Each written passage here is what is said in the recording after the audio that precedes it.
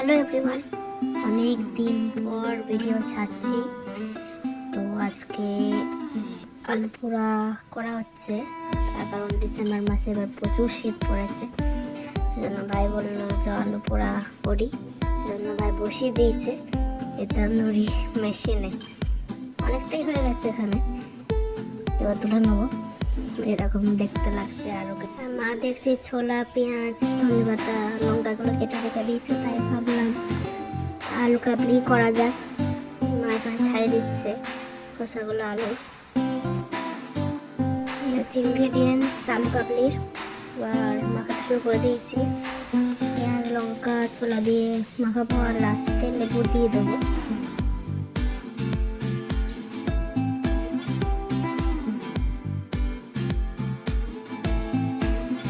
লাস্টে নুনটা অ্যাড করেছি, আর শেষে লেবুটা এর উপরে ছিটিয়ে দিলাম। বাবাকে বললাম শসাটা কেটে দিতে, দিয়ে সবগুলো একসাথে মাখিয়ে দিলাম।